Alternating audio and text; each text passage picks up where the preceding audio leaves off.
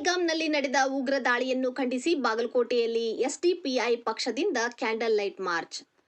ಕಾಶ್ಮೀರದ ಅನಂತನಾಗ್ ಜಿಲ್ಲೆಯ ಪಹಲ್ಗಾಮ್ನಲ್ಲಿ ಪ್ರವಾಸಿಗರ ಮೇಲೆ ಉಗ್ರವಾದಿಗಳಿಂದ ನಡೆದ ಪೈಶಾಚಿಕ ದಾಳಿಯಲ್ಲಿ ನಮ್ಮ ರಾಜ್ಯದ 3 ಪ್ರವಾಸಿಗರು ಬಲಿಯಾಗಿದ್ದಾರೆ.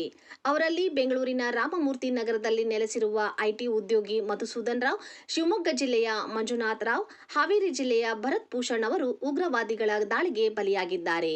ಈ ಘಟನೆಯನ್ನ ತೀವ್ರವಾಗಿ ಖಂಡಿಸಿದ ಬಾಗಲಕೋಟೆ ವಿಧಾನಸಭಾ ಕ್ಷೇತ್ರದ ಎಸ್ಡಿಪಿಐ ಪಕ್ಷ ಬುಧವಾರ ಸಂಜೆ ಬಾಗಲಕೋಟೆ ನಗರದ ಬಸವೇಶ್ವರ ಸರ್ಕಲ್ ಹತ್ತಿರ ಕ್ಯಾಂಡಲ್ ಲೈಟ್ ಮಾರ್ಚ್ ನಡೆಸಿ ಮೌನ ಆಚರಣೆ ಮಾಡಿ ಹುತಾತ್ಮರಿಗೆ ಶ್ರದ್ಧಾಂಜಲಿ ಅರ್ಪಿಸಿದರು.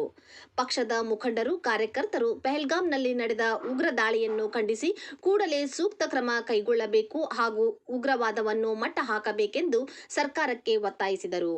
ಈ ಸಂದರ್ಭದಲ್ಲಿ ಆಬಿದ್ ಮೊಮಿನ್, ಕಾಸಿಂ ಗೊಳಸಂಗಿ, ಸದ್ದಾಂ ಮುಲ್ಲಾ, ಅಲ್ತಾಫ್ ಮದರಿ, ಮಹಬೂಬ್ ಹಡಗಲಿ ಮತ್ತಿತರರು ಉಪಸ್ಥಿತರಿದ್ದರು. ತೌಸೀಫ್ ಕೆರೂರ್, ಭೀಮವಾದ ನ್ಯೂಸ್, ಬಾಗಲಕೋಟೆ.